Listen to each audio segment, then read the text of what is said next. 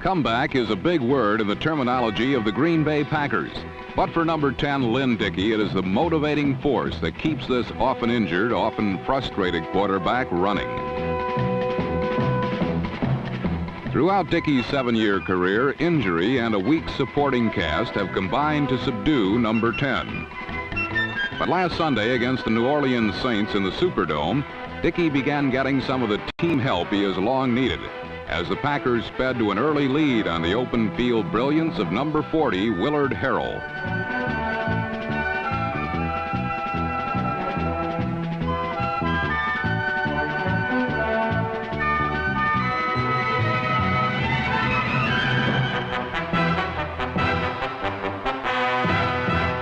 Dazzling long-distance runs by Harrell are the things that will enhance Lynn Dickey's comeback, since they help achieve victory, a quarterback's ultimate criteria.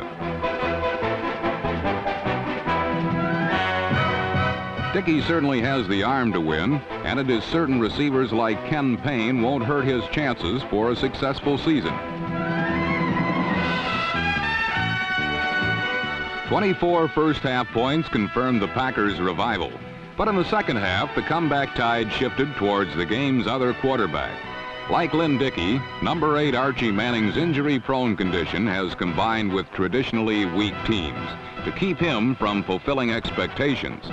But last Sunday, Manning's once injured throwing arm showed total recovery.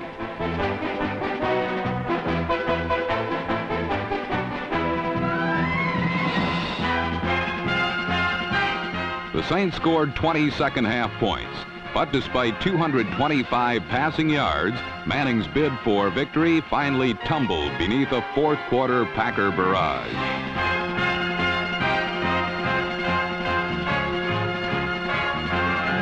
Archie's showing, however, confirmed that number 8 may well be ready to at last claim that great season which has thus far eluded him, while the Packers hope Lynn Dickey's strong initial bid will finally head the Packers down that rough and rocky comeback road.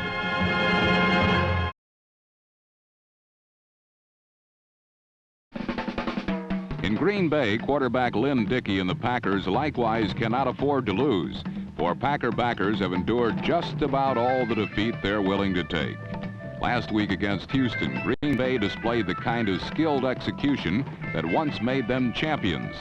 On this quick screen, number 84, Steve Odom, used his interference to perfection, picking up blocks from center Larry McCarron and guard Mel Jackson, a key block from fullback Barty Smith, a comeback block from tight end Rich McGeorge, and a double team from halfback Willard Harrell and tackle Dick Himes.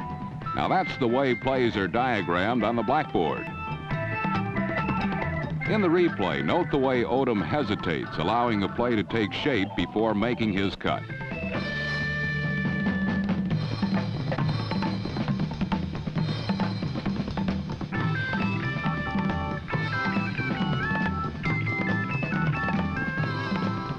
Odom's 40-yard burst was Green Bay's only touchdown. The Oilers similarly could score only once, while both teams added field goals. Thus, late in period 4, the game was still up for grabs as Green Bay drove toward a potential winning touchdown.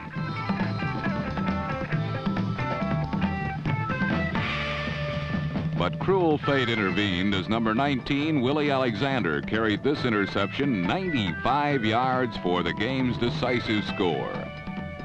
Lynn Dickey played for the Houston Oilers during some of their leanest years. He knows full well the sadness of letting certain victory slip away. In the end, his former teammates were full of sympathy, an emotion made easier by the game's final outcome.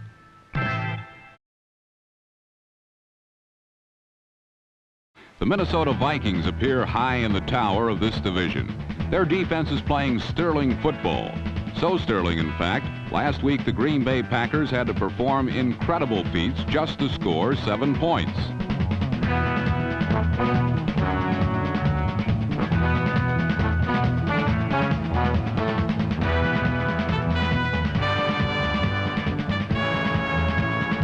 Steve Odom's 95-yard blazer was only the 3rd touchdown in as many games against the Purple Gang, and it proved their only points of the day. Each year, many say the Vikings are too old. But each year their enthusiasm increases and somehow they get better. So far, Minnesota's only problem has been a slow starting offense. Fran Tarkenton's unit has been criticized for its simplicity and lack of creativity, and it is said this missing imagination makes it vulnerable to heavy attack.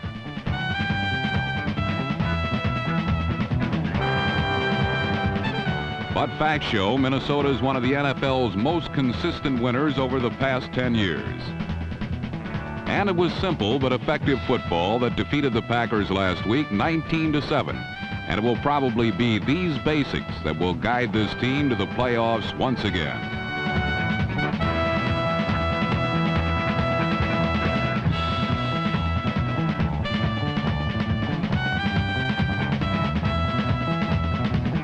The turtle pace consistency of the Vikings is always under fire from challengers. Speaking of also-rans, the Green Bay Packers fit the mold nicely, and so might the Cincinnati Bengals if they don't soon start rolling some heads. Last week, the Bengals fell behind early on this splendid 14-yard reception by Barty Smith. Arms raised in joy, arms raised in disbelief, for in two previous defeats, Cincinnati failed to score a touchdown after being scored upon. But with the specter of early season elimination haunting them, Ken Anderson, Isaac Curtis, and the end zone became reacquainted.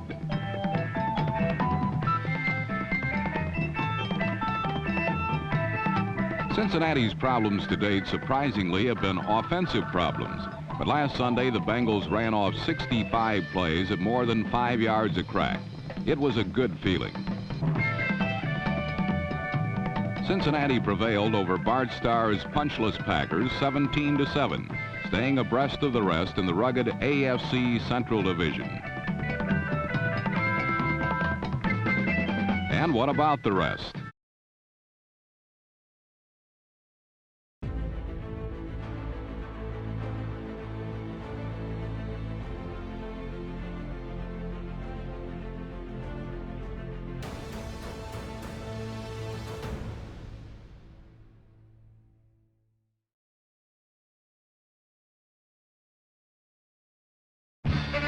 Down in the Tampa Bay area, clowns abound, but hardly anyone's laughing at what the Bucs are giving away. Last week, they again proved that when it comes to scoring, they're the most inoffensive team in the NFL, averaging a mere 6 points per game.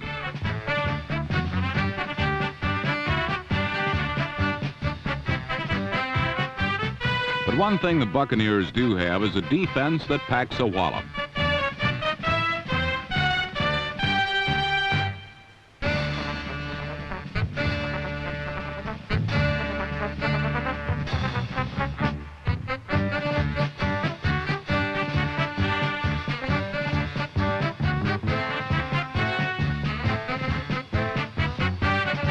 Despite its relative proficiency, the defense can't be out there for 60 minutes.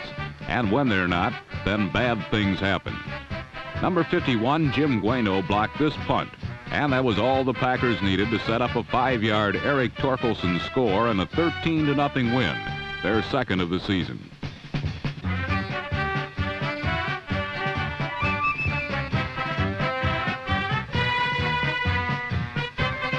For Tampa Bay, the season's getting longer by the week, while for Green Bay, happier times may be ahead.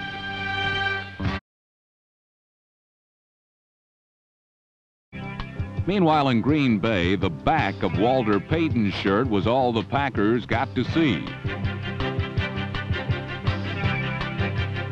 The league-leading Chicago running back tied Gale Sayers' club record as he slashed for 205 yards and 2 touchdowns, and leading his team to a 26-0 wipeout of the struggling Green Bay Packers.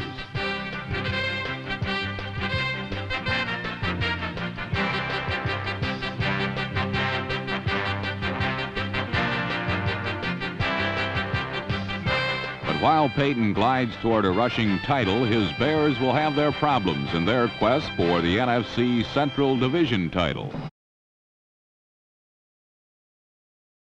This is 43-year-old Tom Bettis, who was named last week to replace Paul Wiggin as head coach of the Kansas City Chiefs. In their first game under their new coach, the Chiefs faced the team which once selected Bettis as its #1 draft choice, the Green Bay Packers. While the Packers certainly aren't what they were 20 years ago, they can still break an occasional long one.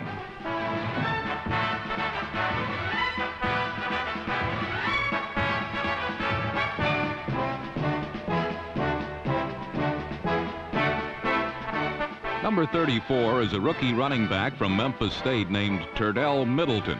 And while his name does not yet rank with Jim Taylor and Paul Hornung, well, who knows what names we'll be reminiscing about some 20 years from now. Number 10, quarterback Lynn Dickey got the Packers close several other times, but close was not good enough. While for the Chiefs, some of the breaks seemed to go their way for a change.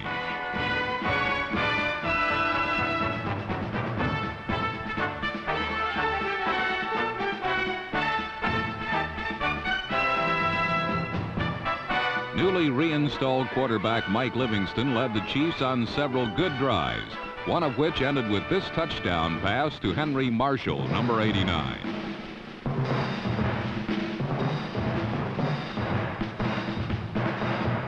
No one was making comparisons with the old Super Packers of Vince Lombardi or even the old Super Chiefs of Hank Stram. But under their brand new coach, the new Chiefs were undefeated. And for a start, that was good enough for Tom Bettis.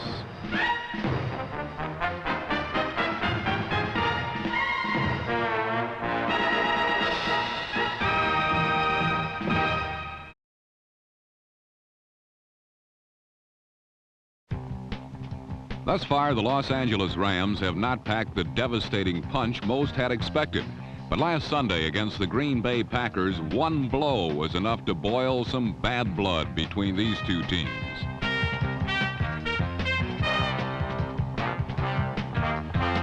Tempers flared like fireworks on the 4th of July, igniting a rough and tumble affair that witnessed a season's worth of bumps, bruises, and headaches.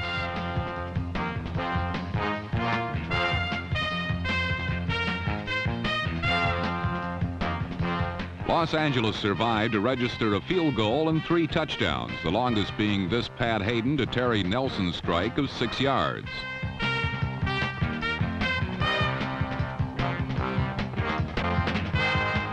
From the second quarter on, the Rams were never headed because Packer quarterback Lynn Dickey seldom viewed the end zone. Dickey was sacked 3 times and intercepted twice. Number 10 did, however, manage 1 touchdown pass, a beauty covering 65 yards to Steve Odom, number 84.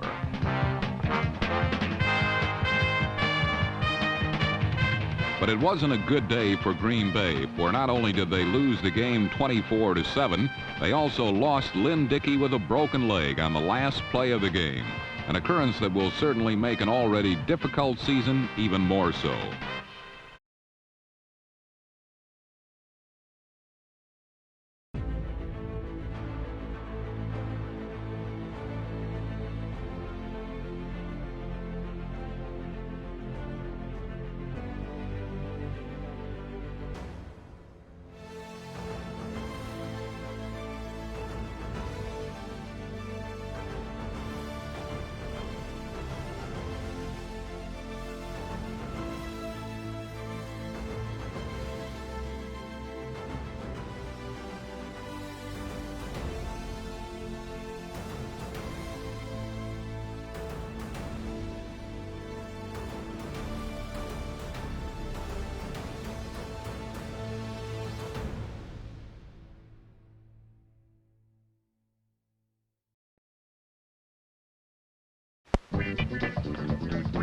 Up in Green Bay, as they say, the game started and ended in a blizzard, with Minnesota trying to hold on to a 1-game lead in their division but falling behind when Packer quarterback David Whitehurst ran through the white stuff for an early score.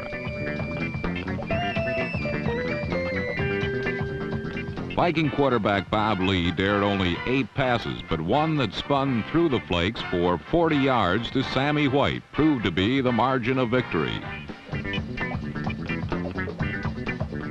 Whitehurst threw the ball 15 more times than Lee, yet completed just one more pass, but it was a big one.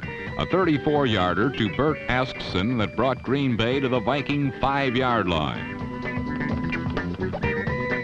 Askson tried to snowball into the end zone, but unfortunately could not.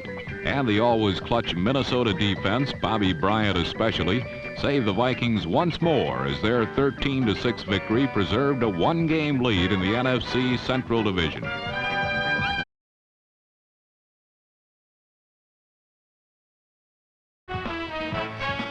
Meanwhile, the rest of the NFC Central was competing under slightly different circumstances.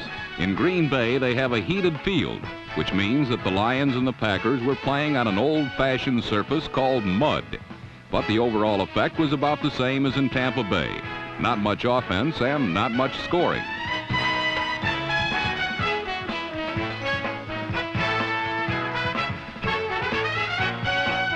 Rookie quarterback David Whitehurst led the Packers to 10 points, their greatest scoring output since 6 weeks before when they scored 13 against Tampa Bay. It almost wasn't enough, because in the fourth quarter, a blocked punt set up Detroit for a well-blocked sweep by Leonard Thompson, number 39.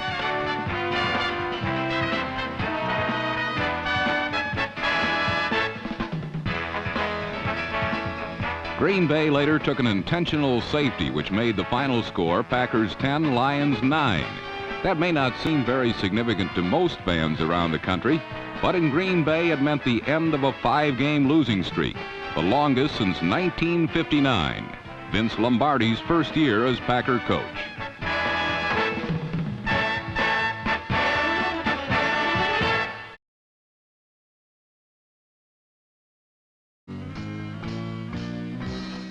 The Chicago Bears are steaming toward a playoff spot, their first since way back in 1963.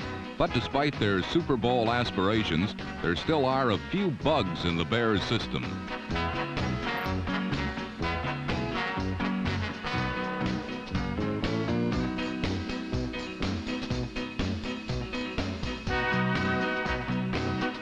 However, despite occasional lapses, Chicago's young and improving offensive team knows its way to the end zone.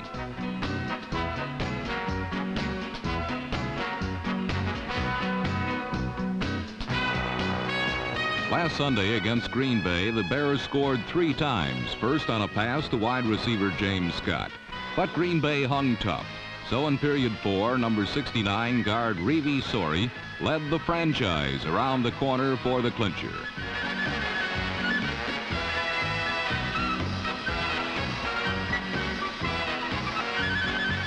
Walter Payton needs 199 yards this week to surpass O.J. Simpson's single-season rushing mark. More importantly, the Bears can clinch a playoff spot with a win. Hang on, Bear fans, you're almost home.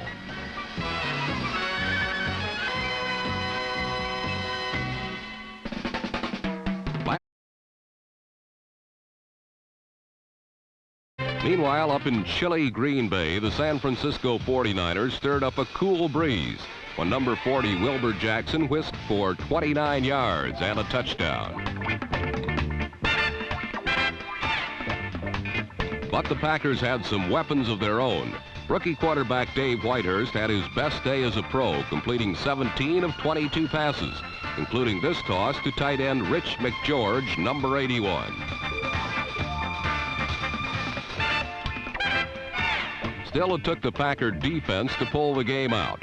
Quarterback Willie Buchanan, number 28, halted one drive with an interception, batted down a potential touchdown in the end zone, and then stole yet another pass to provide the margin of victory.